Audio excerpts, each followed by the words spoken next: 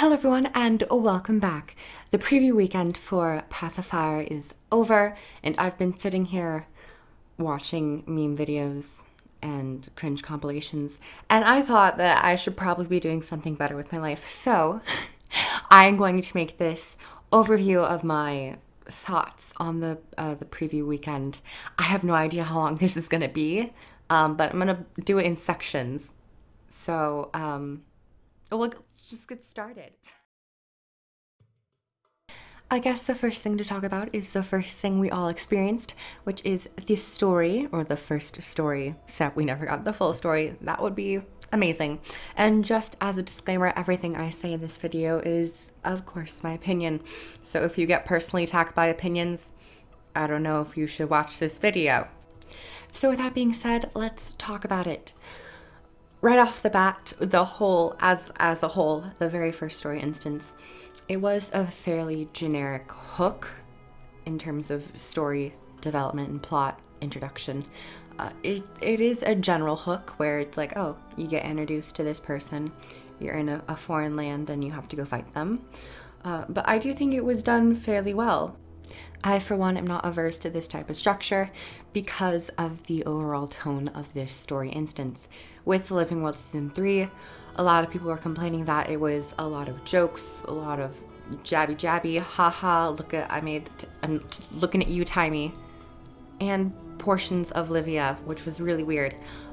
But overall, with the main character, or the main antagonist in this story step being the Herald of Balthazar, she was much more aggressive and the player character was taking her much more seriously. The Herald of Balthazar would just run around and smash innocent bystanders' faces, and they'd be trying to pray to Cormier, and then all of a sudden the hammer would drop and they would be dead. Also, her attacks were quite lethal, especially her big wind-up attack. I think it was called the Herald's Doom Strike, like basically a Mordrum hammer swing, which was nice to see. It did take quite a big cast time, so it wasn't that, devastating to the point where you couldn't dodge it. If it was a bit faster, I'd like that. I'll get into enemy design a little bit later. I have a lot to say about that. But moving on with the story. So we encounter her. It was a fairly nice boss fight. Nothing too dramatic in a sense where it's just like a lot of stuff going on. It was fairly simple. Got her down to a certain point, or if the timer ran out where she killed all the civilians, she would run away. I think the running away sequence was nice, especially with the new technology where they can shift story instances. They can actually shift where the boundaries are for that story. And I think that's going to prove useful in future chapters in this expansion. And once you chase her down, you are introduced to this burning village that is under attack by the Forge. The Forge themselves are a very interesting enemy type. Again, I will have a lot to say about enemies coming up.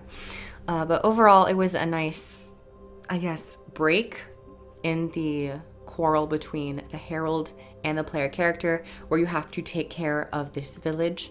Once you destroy all the Forged, the Herald runs away into a mine and she summons these two hounds of Balthazar. They're not hounds of Balthazar, but they're forged hounds. And once all the Forged is taken care of, you go back and you talk to Aksim and his sister. Started with the T, I forgot her name, but you talk to them and they're like, hey, can you help us out with the village? And being a somewhat conscious hero, you're like, sure, I'll help you out. People are dead and your village is on fire. You decide to help them, which implements the heart system in a story instance, which is a new thing as well. And I think it will also prove very useful in future story steps. I thought that the pace of the heart was somewhat a bit slow. It also introduced you to the raptor and the mount mechanic, which I guess is nice, but overall the progression of like dousing the flames and then reviving villagers, after you've done it a certain amount of times, it gets to be a bit slow and a bit tedious. I will say that from a personal perspective. So if they did something where you gain a little bit extra heart contribution if you revive someone or if you douse the fires, that might be a bit better to just keep the pacing going, because I did end up running into certain situations where the raptor was getting a bit wonky or I couldn't make certain jumps, and that would just aggravate me. I'm not a particularly patient individual. But once the heart was completed, you go talk to Oxim and he gives you the mount, and you permanently get access to the raptor mount. This is the very first mount. And I will once again talk about mounts after the story step portion is completed. So you get your mount and you go to the mine, and it introduces you to the first combat engage skill for the mount. And you use it and you clear the mine, and then you go and jump across a little gap into the desert. And that's pretty much the end. You get introduced to Casimir and Ritlock. One thing I will say about Casimir and Ritlock is they were unexpected, and they kind of were just like popped up and you're like, oh, hi, how are you doing? And you gain access to Amnoon Oasis. You don't have to go through any of like the systems where they don't know you and you're like a refugee. You just are granted immediate pass, which I don't know. I don't know. I don't think I like it as much as I thought I would. I really hope that in this story, there comes to certain points in the story where people don't know who you are and they don't trust you, and you have to earn their trust by either going out in the open world and completing heart events, dynamic events, finding certain treasures, finding dolls for children, something like that. I don't want the player character to always have a pass, and I think that would just get to be a little boring after a while, because you start to really notice it. And after Living World Season 3, I'm starting to really notice it, so I want them to kind of turn away from that path and give us a little bit more of a challenge in a narrative sense. Not necessarily mechanics or combat-wise, but as a story, I want us to face political turmoil. Not like Crichton political turmoil, but like local, smaller village politics. So overall, I really did enjoy the story.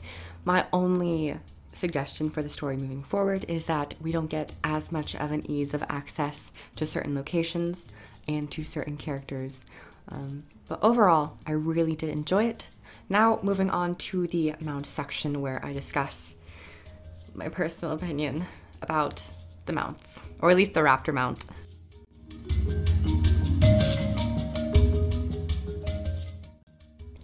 Time to talk about one of the biggest features coming with Path of Fire. I will first talk about my negative views on the mounts and then lead into positives, because I would always love to end on a positive note. So if you are easily triggered by talks about mounts or in a negative light, you might want to skip over this or watch it with an open mind. I would really hope all of you do that. But I will be talking about some of the problems I have with mounts first. Okay. So my main issue with the mounts, or at least with the raptor mount, is heavily tied with the maps themselves and the scale of the maps. In all of the trailers that we have seen, the devs have been continually saying that these are the largest maps that they have ever produced for Guild Wars 2. And that is extremely true. Couldn't be further from the truth. But in my opinion, the speed at which mounts go might trivialize those statements. Now, with some leaked information that has come up in the past with a certain mount that we did not get access to, one of the masteries says that the mounts around that certain mount will gain increased movement speed. With that mastery, along with the already fairly high run speed of the mounts, it might make the maps seem really small. Now, we did get a decent portion of the map, I will say that, but we haven't seen too much verticality for like the jackal or the skimmer.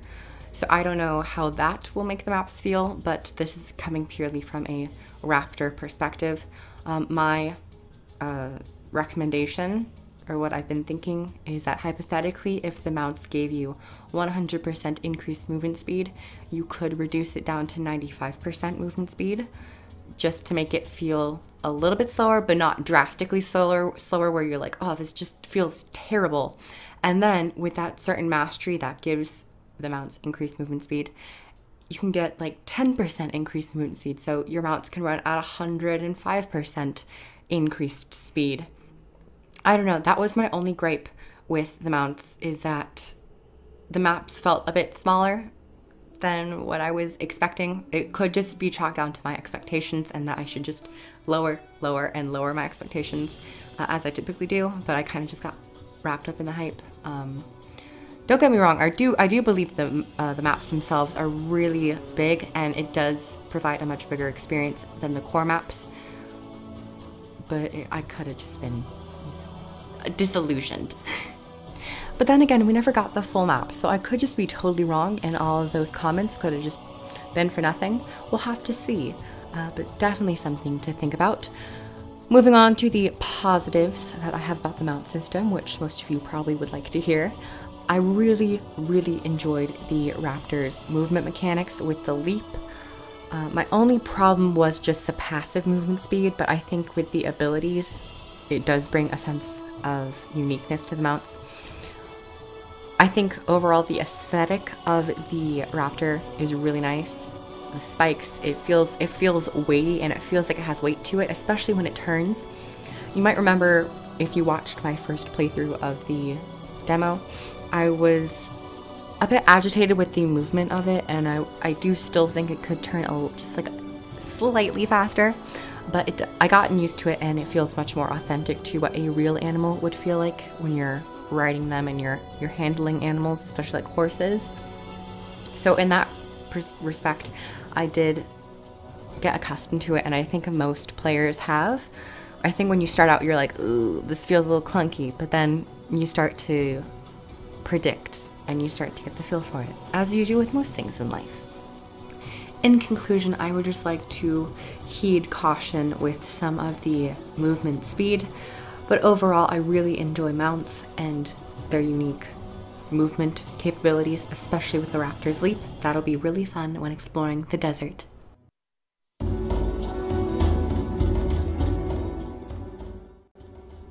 Next up on my list, we have the desert itself. Now in the demo, we were only able to play in Amnoon Oasis, and just from Amnoon alone, oh my gosh, I had such an eyegasm. Everything was so beautiful, such vibrant colors. Even the fire, expansion name is Path of Fire, and the fire had like purple and reds and oranges and yellows. The fire by itself sold me when I first saw the flames, and then when we got out of that story instance and into the actual desert, the lighting, the sun, the bright blue sky was perfect.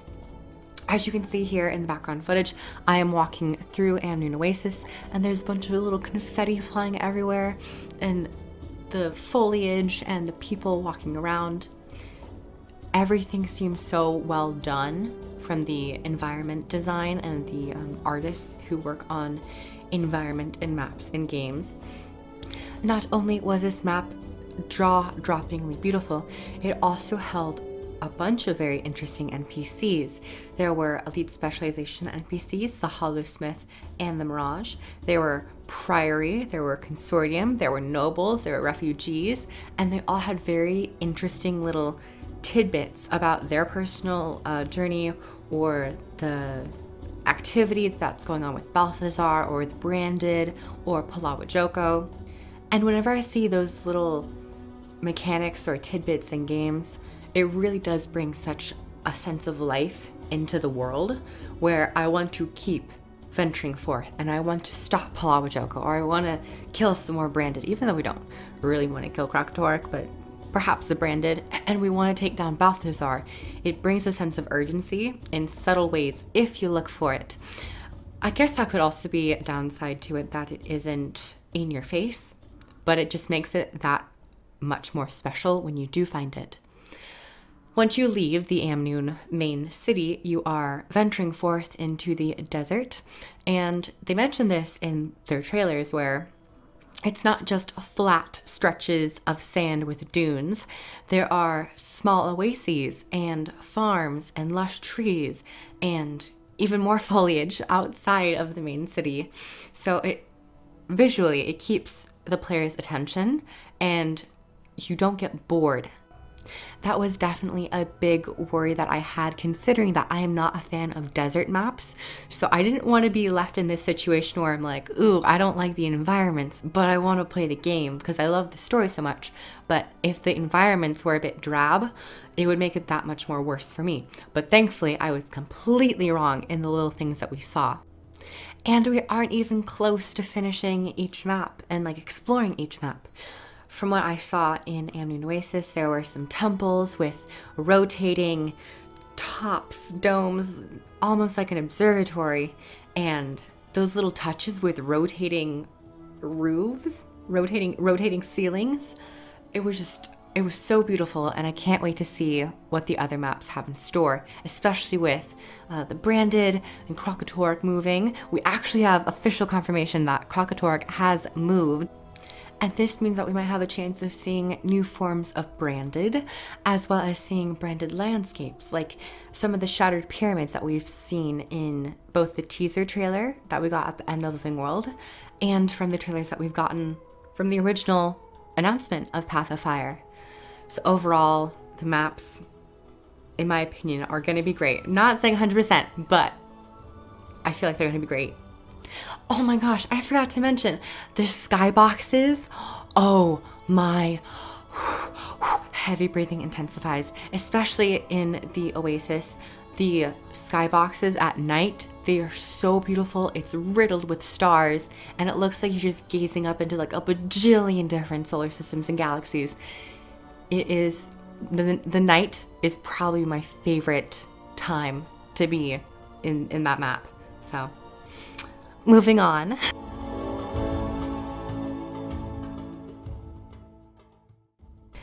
Not only am I extremely passionate about profession design and balancing for the player classes, I am also extremely passionate about enemy design and what skills they bring to the table. In this section, I would like to spend a majority of my time talking about two enemy types, the Hydra and the Forged, but I'd briefly like to mention that the more ambient creatures like the sand sharks and the sand eels are quite interesting. I like that the sand sharks have a knock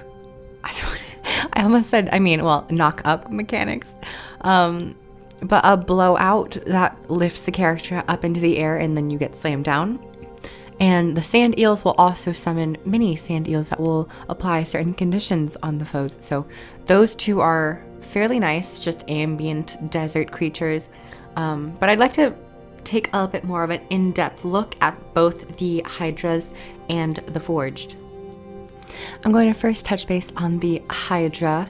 Overall, the Hydra are a visually menacing looking enemy to fight, and the first time I ended up fighting them, I was initially very scared, but I was on a Berserker Guardian, and I realized that they were dying fairly quickly, and I didn't feel a sense of urgency that I might have with other enemy types, like in Heart of Thorns. Coming from Heart of Thorns, I am more used to stronger enemies, and I know not everybody enjoys stronger enemy types. However, there is a sense that this is an expansion, and this is a level 80 zone. So my personal mantra and philosophy on moving forward, especially with expansions, is that things should be getting more difficult to the point where you need to meticulously perfect your build and explore different routes of taking different gear or taking different traits. And with that being said, I thought the Hydra just didn't necessarily live up to my expectations. I would like it if they increased the overall health pool of the Hydra, because they felt like they were just getting down way too easily. I do enjoy the head mechanic where if you chop off one, or whenever you get to a certain health threshold, one of its heads will detach from its body and just wiggle around. It doesn't do too much unless you get to melee range, then it will start attacking you. It doesn't perform any ranged attacks, which I think they should, just to provide more of a sense, or a sense of more urgency. And overall, their attacks, the meteor strikes are really interesting, and I do admit sometimes they'll get caught off guard and I'll be slammed down by the meteors. So I think the meteors are very well designed, but I think their basic attacks, like their giant breath attack, might want to be a little bit stronger to punish players slightly more. Not saying like immediate death, but apply more burning, do like 2% increased damage, just to keep players on their toes, especially when fighting a Hydra. Even if you have to bump it up to an elite status compared to a veteran status, I think that Hydra, the title of Hydra, the enemy, the creature type of Hydra is, in my eyes, is extremely deserving of the elite status. Next up, we have the Forged, and I must admit, the Forged might be my favorite enemy type in Guild Wars 2 so far, and I spent countless hours just fighting Forged in their camps because I found them so interesting. The Forged enemies that I thought had really solid design, and I don't have anything in particular to complain or alter, would be the Forged Hookhead, the Soldier, the Weaponeer, the Forerunner, and the Veteran Forged Warhound. In my opinion, the Hookhead provides great condition damage to players so they can run condition removal skills, as well as the Soldier providing really nice basic flat damage. They are fairly squishy, I just like to point out, but it's always nice to have some fodder enemies. And the Weaponeer I find really deadly, especially because they fire from a really long range and they will occasionally mark certain targets. I'm not sure if enemies will then focus that target or they'll just do increased damage to that target. Next, we have the Forerunner, who constantly applies swiftness to itself, which means boon removal would be absolutely fantastic for the Forged Runner, or the Forged Forerunner. And finally, the Veteran Forged Warhound, I think, is one of the best designed enemies, because, mostly just because, it will transfer conditions it has on itself back to the person who applied those conditions.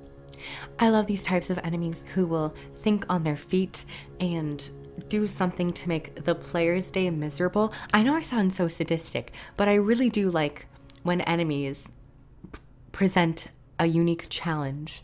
And in my opinion, the next two Forged that I'm going to name are really, really solid designs. I just think they can be tweaked a little bit more. And those two Forged would have to be the Forged Shield Barrier and the Forged Mage, also known as the Forged Assembler. I think those two have different skills, but they're pretty much the same, so I'll just smash them into one. So for the Forged Shield Bearer, they are the enemy that will apply a barrier to their allies, which I think is an amazing mechanic, and I'd love to see that more on enemies. And overall, I think that he has a fairly solid design, though I would like it if their protection upkeep on themselves was increased by a couple seconds. I'm not too sure if it's like a pulsing thing, but I have noticed that there will be protection on the Forged Shield Bearer, and then it'll be corrupted, and then it just won't ever be applied again sometimes. That could just be because the fight ends too early. Not too sure on that end. However, I would also like to see their health increased by like 5% or something like that. Something a little bit more beefier. They are supposed to be a shield bearer, and I think of more of a tank when I hear the word shield bearer. And for the Forged War Mage, this is the mob that I have the most strongest feelings towards, and I would love to see buffed. It links to allies and it converts might into energy. The linking to allies will give allies boons, which thank the Babadook, because when considering, and keep in mind that I am considering elite specializations, and I think everybody else should be under the impression that we are going to be using the elite specs in this expansion, so enemies should be designed around those elite specs. And with those elite specs, such as the Scourge and the Spellbreaker, they have to do with a lot of boon application on their enemy and on themselves, and corrupting those boons, and also condition damage. So I would love to see the War Mage pulse more boons frequently to allies. as well as they use this defensive mechanic, which is they convert their might into energy, which the combat description is a little vague, in my opinion. I think it just should be changed to turns might into barrier, because when I first saw it, I'm like, what does that mean, energy? That might just mean that they like share it to allies. I'm still unaware of what it does. One of their mechanics is that they will apply a shield to themselves, and it will be a channeled shield. And that's more of a defensive skill, just to keep them alive a bit longer. However, I have noticed that when they use this skill, they don't typically move, and the barrier can be just bursted down fairly quickly. And it seems to be kind of just a boring enemy skill, because they just sit there and they get extra health for a second, and then they just die right after that. So I would like to see them dodge back more and be more defensive and evading attacks while they're channeling their barrier, just to keep them alive a little bit longer. And those are the new Forged and Hydra enemies. I think they are very well done overall. Just a couple tweaks would be really appreciated. I'd also like to briefly mention that we haven't seen all the enemies in Path of Fire. We still have the Awakened to fight, and we still have the Branded to fight, and even more ambient creatures like ogres, other types of ambient snakes or sand sharks, something like that. So we don't know everything, and we don't know if the enemies will progressively get stronger. But one thing I would like to just like put out as a statement is that I would enjoy it if the enemies would corrupt players' boons and or steal players' boons and like give it to themselves or allies. I think that'd be a really interesting enemy mechanic. And just going forward, I would really appreciate it if ArenaNet just took a second look at certain enemies that they might not feel the best about. Because remember, power creep, especially with Ascended gear, we only got exotic with this patch, so people are going to be even stronger. And with the elite specializations, that's going to be even more power, potentially. Potentially, just keeping that in there. It's potentially more power. So I know it's open world content and it's not supposed to be a raid, but I would like a sense of challenge and a little bit more challenge in the open world, especially with the Forge, because they're Balthazar's army. So that was the enemy design portion, and I'm going to quickly move on to the final topic that I have, which is the player balance that I have, or my opinion on the player balance so far.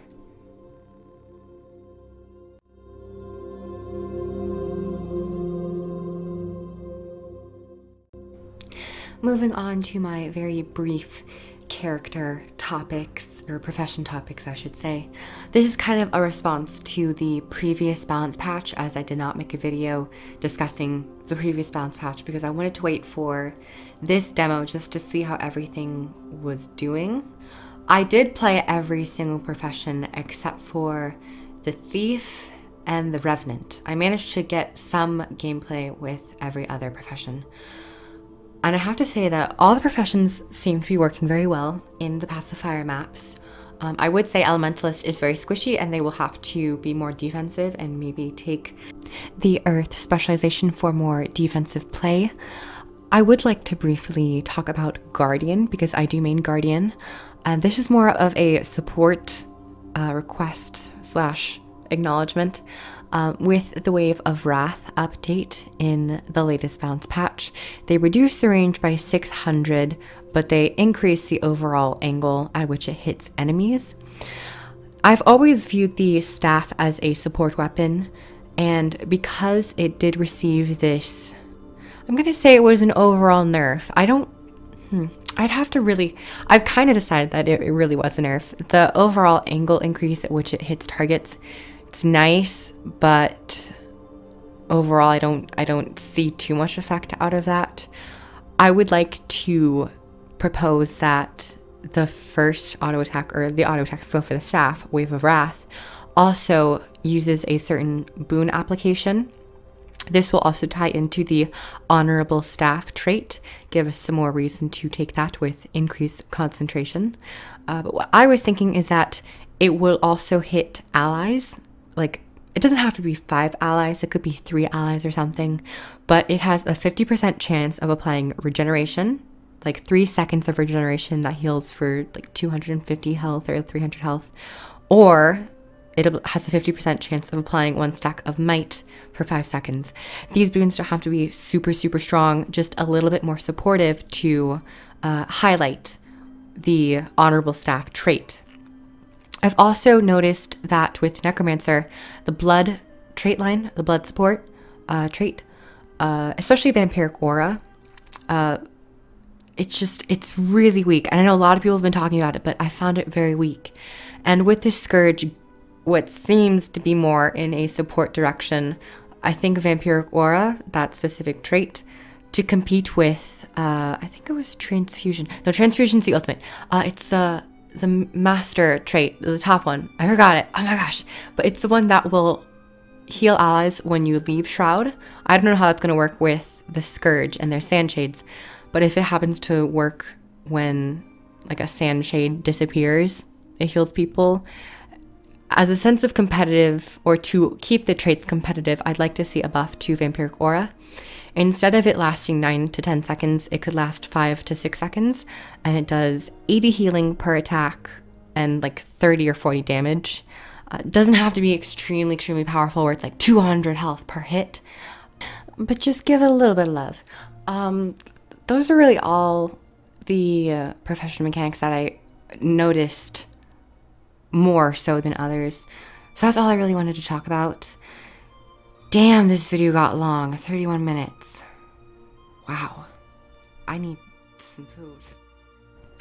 Thank you everyone so much for watching. That was a really long video, and I wanted this video to be more of like a dialogue, so I didn't write a script. It was purely off my head, so I apologize if I got flabbergasted all of a sudden.